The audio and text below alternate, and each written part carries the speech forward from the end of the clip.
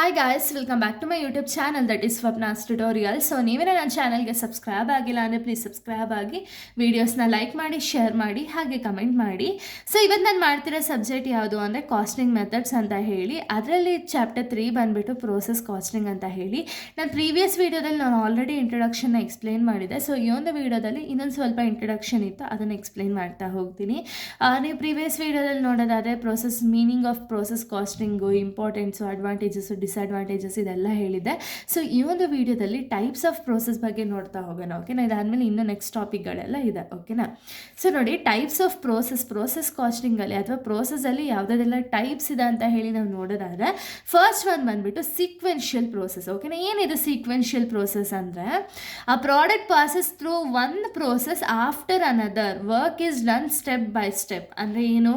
So sequential ಅಂದರೆ ಏನು? Step by step ಅಂತ ಹೇಳಿ ಅರ್ಥ. ಓಕೆನಾ, ಸೊ ಅಂದರೆ ಇಲ್ಲೇನಾಗುತ್ತೆ ಅಂದರೆ ಒಂದು ಗೂಡ್ಸ್ನ ನಾವು ರಾ ಮೆಟೀರಿಯಲಿಂದ ಫಿನಿಶ್ ಗೂಡ್ಸಾಗಿ ನಾವು ಕನ್ವರ್ಟ್ ಮಾಡಬೇಕು ಅಂದರೆ ಡಿಫ್ರೆಂಟ್ ಸ್ಟೆಪ್ಸಲ್ಲಿ ಏನು ಮಾಡ್ತಾರೆ ಅಂದರೆ ಪ್ರಾಡಕ್ಟ್ನ ಫಿನಿಶ್ ಗೂಡ್ಸ್ ಆಗಿ ಕನ್ವರ್ಟ್ನ ಮಾಡ್ತಾರೆ. ಓಕೆನಾ, ಸೊ ಅಂಥ ಒಂದು ಪ್ರೋಸೆಸ್ ನಾವು ಸೀಕ್ವೆನ್ಷಿಯಲ್ ಪ್ರೋಸೆಸ್ ಅಂತ ಹೇಳಿ ಕರಿತೀವಿ. ಇಲ್ಲೇನಾಗುತ್ತೆ ಅಂದರೆ ವರ್ಕ್ ಅನ್ನೋದು ಸ್ಟೆಪ್ ಬೈ ಸ್ಟೆಪ್ ಅನ್ನೋದು ಕಂಡಕ್ಟ್ ಆಗ್ತಾ ಹೋಗುತ್ತೆ. ಇವಾಗ ಏನೋ ರಾ ಮೆಟೀರಿಯಲ್ಸ್ನ ತರ್ತಾರೆ, ರಾ ಮೆಟೀರಿಯಲ್ಸು ಪ್ರೋಸೆಸ್ 1ಗೆ ಎಂಟ್ರಿ ಆಗುತ್ತೆ. ಇಲ್ಲಿಂದ ಬರುವಂಥ ಔಟ್ಪುಟ್ ಏನಾಗುತ್ತೆ ಅಂದರೆ ನೆಕ್ಸ್ಟ್ ಸ್ಟೇಜ್ಗೆ ಇನ್ಪುಟ್ ಆಗುತ್ತೆ. ಸೊ ಇಲ್ಲಿ ನೆಕ್ಸ್ಟ್ ಏನು ಬರುತ್ತಲ್ಲ ಔಟ್ಪುಟ್ಟು, ಅದು ನೆಕ್ಸ್ಟ್ ಸ್ಟೇಜ್ಗೆ ಇನ್ಪುಟ್ ಆಗುತ್ತೆ. ಇದೆಲ್ಲ ಲಾಸ್ಟಲ್ಲಿ ಎಲ್ಲ ಪ್ರೋಸೆಸ್ ಅನ್ನೋದು ಆದಮೇಲೆ ಲಾಸ್ಟಲ್ಲಿ ಬರುವಂಥ ಒಂದು ಗೂಡ್ಸ್ ಏನಿದೆಯಲ್ಲ ಅದು ಫಿನಿಶ್ ಗೂಡ್ಸ್. ಇದು ಸೆಲ್ಲಿಂಗಿಗೆ ನಾರ್ಮಲಾಗಿ ಸೇಲ್ಸ್ ಮಾಡುವಂಥ ಒಂದು ಪ್ರಾಡಕ್ಟ್ಸ್ ಆಗಿರುತ್ತೆ. ಓಕೆನಾ, ಅದು ಸೆಲ್ಲಿಂಗ್ ಪ್ರಾಡಕ್ಟ್ಸ್ ಆಗಿರುತ್ತೆ. ಸೊ ಅದನ್ನು ನಾವು ಫಿನಿಶ್ ಗೂಡ್ಸ್ ಅಂತ ಹೇಳಿ ಕರಿತೀವಿ. ಅಂದರೆ ಏನು, ಈ ಒಂದು ಸೀಕ್ವೆನ್ಷಿಯಲ್ ಪ್ರೋಸೆಸ್ಸಲ್ಲಿ ಸ್ಟೆಪ್ ಬೈ ಸ್ಟೆಪ್ಪಲ್ಲಿ ಒಂದು ಪ್ರಾಡಕ್ಟ್ ಅನ್ನೋದು ಮ್ಯಾನುಫ್ಯಾಕ್ಚರಿಂಗ್ ಆಗುತ್ತೆ. ಓಕೆನಾ, ಅದನ್ನು ನಾವು ಸೀಕ್ವೆನ್ಷಿಯಲ್ ಪ್ರೋಸೆಸ್ ಅಂತೀವಿ. ಇನ್ನು ಪ್ಯಾರಲಲ್ ಪ್ರೋಸೆಸ್ ಅಂದರೆ ಏನು ಅಂದರೆ when 2 or more process carried out at the same time. ಅಂದರೆ ಏನು? ಸೊ ಇಲ್ಲೇನಾಗುತ್ತೆ ಅಂದರೆ 2 or more ಪ್ರೋಸೆಸ್ ಅಂದರೆ ಏನು, ಒಂದು ರಾ ಮೆಟೀರಿಯಲಲ್ಲಿ ಬೇಗನೆ ಇಲ್ಲಿ ಒಂದು ಅಂದರೆ ಸೀಕ್ವೆನ್ಷಿಯಲಲ್ಲಿ ನೋಡಿ, ಒಂದು ಪ್ರಾಡಕ್ಟು ರಾ ಮೆಟೀರಿಯಲಿಂದ ಪ್ರೋಸೆಸ್ 1ಗೆ ಹೋಯ್ತು ಅಂದರೆ ಇಲ್ಲಿಗೆ ಬರೋ ಔಟ್ಪುಟ್ ಇಲ್ಲಿಗೆ ಬಂದಿಲ್ಲ ಅಂದರೆ ಅಲ್ಲಿವರೆಗೂ ಬಿಗೆ ಕೆಲಸ ಇರಲ್ಲ, ಪ್ರೋಸೆಸ್ ಬಿಯಲ್ಲಿ ಕೆಲಸ ಇರಲ್ಲ. ಇಲ್ಲಿ ಔಟ್ಪುಟ್ ಬಂದಮೇಲೆ ಮಾತ್ರ ನೆಕ್ಸ್ಟ್ ಸ್ಟೇಜಲ್ಲಿ ಇನ್ಪುಟ್ ಆಗುತ್ತೆ. ಬಟ್ ಇಲ್ಲಿ ಹಂಗಲ್ಲ, ರಾ ಮೆಟೀರಿಯಲ್ ಏನಿದೆಯಲ್ಲ ಇದು ಅಟ್ ಎ ಟೈಮ್ ಒಂದೇ ಟೈಮಲ್ಲಿ ಡಿಫ್ರೆಂಟಾಗಿ ಡಿಫ್ರೆಂಟ್ ಟೈಮಲ್ಲಿ ಪ್ರೋಸೆಸ್ ಅನ್ನೋದು ಕ್ಯಾರಿ ಔಟ್ ಆಗುತ್ತೆ. ಓಕೆನಾ, ಇದು ಮೇ ಬಿ ಎಷ್ಟೊಂದು ಪ್ರೋಸೆಸ್ ಆದರೂ ಕ್ಯಾರಿ ಔಟ್ ಆಗ್ಬೋದು. ಓಕೆನಾ, ಫಸ್ಟ್ ಏನಾಗುತ್ತೆ, ರಾ ಮೆಟೀರಿಯಲ್ ಇರುತ್ತೆ. ರಾ ಮೆಟೀರಿಯಲಿಂದ ಅಟ್ ಎ ಟೈಮ್, ಓಕೆನಾ, ಒಂದೇ ಟೈಮಲ್ಲಿ ಪ್ರೋಸೆಸ್ 1, ಪ್ರೋಸೆಸ್ 2, ಪ್ರೋಸೆಸ್ 3, ಪ್ರೋಸೆಸ್ ಎಲ್ಲನೂ ಕೂಡ ಅಟ್ ಎ ಟೈಮ್ ಕೆಲಸ ಮಾಡ್ತಾರೆ. ಕೆಲಸ ಮಾಡಿ ಲಾಸ್ಟಲ್ಲಿ ಫಿನಿಶ್ ಗೂಡ್ಸ್ ಅನ್ನೋದು ತಯಾರಾಗುತ್ತೆ. ಓಕೆನಾ, example car manufacturing company. So ಇವ್ರೇನು ಮಾಡ್ತಾರೆ ಅಂದರೆ ಈ ರೀತಿ ಅಟ್ ಎ ಟೈಮ್ ಒಂದು ಕಾರ್ನ ಮ್ಯಾನುಫ್ಯಾಕ್ಚರಿಂಗ್ ಮಾಡೋದಕ್ಕೆ ಪ್ರೋಸೆಸ್ಸಲ್ಲಿ ಅಂದರೆ ಇಲ್ಲೂ ಪ್ರೋಸೆಸ್ಸಲ್ಲೇ ಕಂಡಕ್ಟ್ ಮಾಡೋದೇನು, ಬಟ್ ಅಟ್ ಎ ಟೈಮು ಇವಾಗ ರಾ ಮೆಟೀರಿಯಲ್ ಬಂದಿದ ತಕ್ಷಣ ಸೇಮ್ ಟೈಮಲ್ಲಿ ಎಲ್ಲ ಕೆಲಸಗಳು ನಡೀತಿರುತ್ತೆ. ಓಕೆನಾ, ಅದನ್ನು ನಾವು ಪ್ಯಾರಲಲ್ ಪ್ರೋಸೆಸ್ ಅಂತೀವಿ. ಇನ್ನು ಜಾಯಿಂಟ್ ಪ್ರೋಸೆಸ್ ಅಂದರೆ ಏನು ಅಂದರೆ one raw material produces many product, one input gives the many output. ಅಂದರೆ ಏನು, ಇಲ್ಲಿ ಜಾಯಿಂಟ್ ಪ್ರೋಸೆಸ್ಸಲ್ಲಿ ಏನಾಗುತ್ತೆ ಅಂದರೆ ರಾ ಮೆಟೀರಿಯಲ್ ಏನಿರುತ್ತಲ್ಲ ಆ ರಾ ಮೆಟೀರಿಯಲಿಂದ ತುಂಬ ಔಟ್ಪುಟ್ ಸಿಗುತ್ತೆ. ಅಥವಾ ಒಂದು ಇನ್ಪುಟ್ಟಿಂದ, ಇವಾಗ ರಾ ಮೆಟೀರಿಯಲಿಂದನೇ ನಾವು ತುಂಬ ಔಟ್ಪುಟ್ಸ್ನ ತೊಗೋಬೋದು. ಓಕೆನಾ, ಎಕ್ಸಾಂಪಲ್ ಕ್ರೂಡ್ ಆಯಿಲಿಂದ ಪೆಟ್ರೋಲು, ಡೀಸೆಲ್ ಈ ರೀತಿ ಡಿವೈಡ್ ಆಗುತ್ತೆ. ಅದೇ ರೀತಿ ರಾ ಮೆಟೀರಿಯಲಿಂದ ಏನಾಗುತ್ತೆ ಅಂದರೆ ಜಾಯಿಂಟ್ ಪ್ರೋಸೆಸ್ಸಲ್ಲಿ ಏನಾಗುತ್ತೆ ಅಂದರೆ ಡಿಫ್ರೆಂಟ್ ಔಟ್ಪುಟ್ಸ್ ಆಗಿ ಒಂದು ರಾ ಮೆಟೀರಿಯಲ್ ಡಿಫ್ರೆಂಟ್ ಔಟ್ಪುಟ್ಸ್ ಆಗಿ ಪ್ರೊಡ್ಯೂಸ್ ಆಗುತ್ತೆ. ಇನ್ನು ನೆಕ್ಸ್ಟ್ ಟೈಪ್ ನಾವು ನೋಡೋದಾದರೆ, ಸೊ ನೋಡಿ, ನೆಕ್ಸ್ಟ್ ಬಂದುಬಿಟ್ಟು ಸೆಲೆಕ್ಟಿವ್ ಪ್ರೋಸೆಸ್ ಅಂದರೆ ಏನು, when products are sent to different process according to the type, qualities, different products follow up the different parts. ಅಂದರೆ ಏನು, ಇಲ್ಲಿ ಒಂದಕ್ಕೊಂದು ಸಂಬಂಧ ಇರಲ್ಲ. ಓಕೆನಾ, ಅಂದರೆ ಏನು, ಒಂದು ಪ್ರಾಡಕ್ಟ್ದು ಟೈಪ್ ಆಗಿರ್ಬೋದು, ಕ್ವಾಲಿಟಿ ಆಗಿರ್ಬೋದು, ಈ ಬೇಸಿಸಲ್ಲಿ ಏನಾಗುತ್ತೆ ಅಂದರೆ ಡಿಫ್ರೆಂಟ್ ಪ್ರೋಸೆಸ್ಗೆ ಹೋಗೋದಕ್ಕೆ ಪ್ರಾಡಕ್ಟ್ಸ್ ಅನ್ನೋದು ಡಿವೈಡ್ ಆಗ್ತಾ ಹೋಗುತ್ತೆ. ಓಕೆನಾ, ಇದು ಸೆಲೆಕ್ಟಿವ್ ಪ್ರೋಸೆಸ್ಸು. ಇದಿಷ್ಟು ಕೂಡ ಟೈಪ್ಸ್ ಆಫ್ ಪ್ರೋಸೆಸ್ಸು. ಇನ್ನು ನೆಕ್ಸ್ಟ್ ನಮಗೆ ಇದು ಇಂಪಾರ್ಟೆಂಟ್ ಟಾಪಿಕ್. ಓಕೆನಾ, ಸೊ ಇದ್ರ ಬೇಸಿಸ್ ಮೇಲೂ ನೀವು ಸಮ್ಸ್ ಅನ್ನೋದನ್ನ ಮಾಡಲೇಬೇಕು. ಸೊ ನೋಡಿ, ಇಲ್ಲಿ ನಿಮಗೆ ಪ್ರೋಸೆಸ್ ಲಾಸ್ ಅಂತ ಹೇಳಿ ಇದೆ. ಓಕೆನಾ, ಪ್ರೋಸೆಸ್ ಲಾಸ್ ಅಂದರೆ ಏನು ಅಂದರೆ it means the loss of unit during the production. ಅಂದರೆ ಏನು, ಒಂದು ಪ್ರಾಡಕ್ಟ್ನ ಪ್ರೊಡ್ಯೂಸ್ ಮಾಡಬೇಕಾದ್ರೆ ಪ್ರೊಡಕ್ಷನ್ ಸ್ಟೇಜಲ್ಲಿ ಎಷ್ಟು ಲಾಸ್ ಆಗುತ್ತಲ್ಲ ಅದನ್ನು ನಾವು ಪ್ರೋಸೆಸ್ ಲಾಸ್ ಅಂತೀವಿ.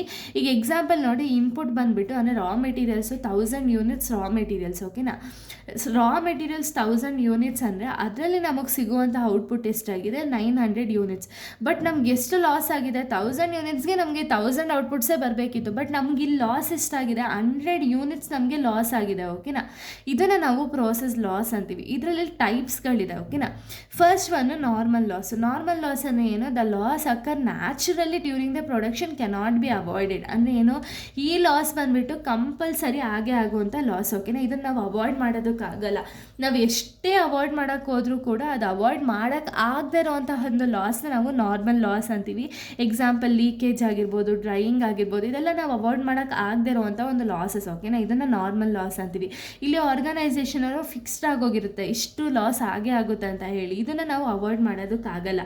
ಬಟ್ ನೆಕ್ಸ್ಟು ಅಬ್ನಾರ್ಮಲ್ ಲಾಸ್ ಅಂದರೆ ಏನು ಅಂದರೆ, ಈ ಲಾಸ್ ಬಂದುಬಿಟ್ಟು ಅನ್ಎಕ್ಸ್ಪೆಕ್ಟೆಡ್ ರೀಸನ್ಸಲ್ಲಿ ಅಕ್ಕರ್ ಆಗುತ್ತೆ.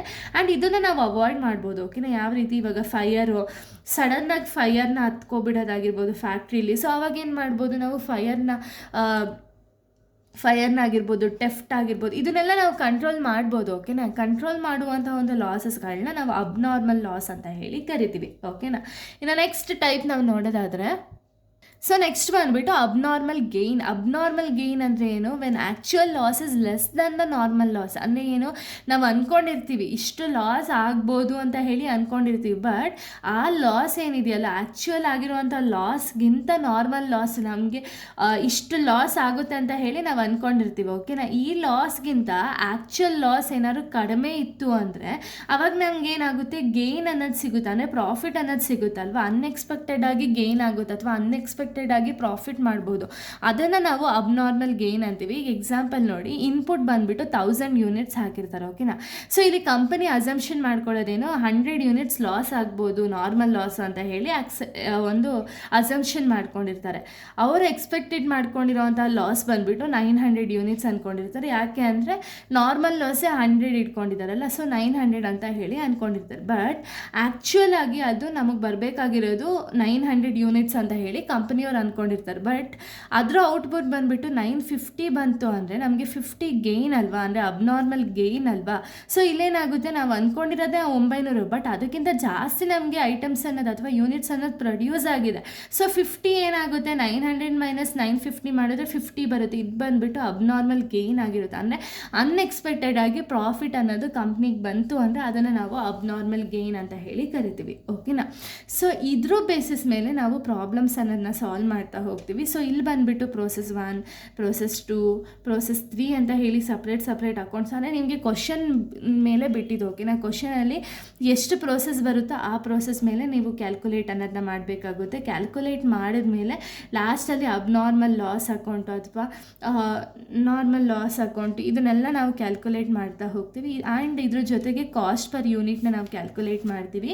ಸೊ ಕಾಸ್ಟ್ ಪರ್ ಯೂನಿಟ್ನ ನೀವು ಯಾವ ರೀತಿ ಕ್ಯಾಲ್ಕುಲೇಟ್ ಮಾಡಬೇಕು ಅಂದರೆ, ಕಾಸ್ಟ್ ಪರ್ ಯೂನಿಟ್ಗೆ ಒಂದು ಫಾರ್ಮುಲಾ ಇದೆ. ಓಕೆನಾ, total cost minus normal loss divided by total units minus normal ಯೂನಿಟ್ಸ್ನ ನಾವು ಮಾಡಿದ್ರೆ ನಮಗೆ ಕಾಸ್ಟ್ ಪರ್ ಯೂನಿಟ್ ಎಷ್ಟು ಅಂತ ಹೇಳಿ ಸಿಗುತ್ತೆ. ಓಕೆನಾ, ಇದನ್ನು ನಿಮಗೆ ಮೇನ್ ಫಾರ್ಮುಲಾ, ಇದೊಂದೇ ಫಾರ್ಮುಲಾ ಇರೋದು, ಇನ್ನು ಮಿಕ್ಕಿದೆಲ್ಲ ನಾರ್ಮಲ್ ಆಗಿದೆ. ಓಕೆನಾ, ನೆಕ್ಸ್ಟ್ ವೀಡಿಯೋಸಲ್ಲಿ ನಾನು ಪ್ರಾಬ್ಲಮ್ಸನ್ನು ಸಾಲ್ವ್ ಮಾಡ್ತಾ ಹೋಗ್ತೀನಿ. ಸೊ ಇಲ್ಲಿಗೆ ಒಂದು ವೀಡಿಯೋ ಅನ್ನೋದು ಕಂಪ್ಲೀಟ್ ಆಗುತ್ತೆ. ನೆಕ್ಸ್ಟ್ ವೀಡಿಯೋದಲ್ಲಿ ನಾನು ಬೇರೆ ಒಂದು ಪ್ರಾಬ್ಲಮ್ಸ್ನ ಎಕ್ಸ್ಪ್ಲೈನ್ ಮಾಡ್ತೀನಿ. So thank you guys, thanks for watching.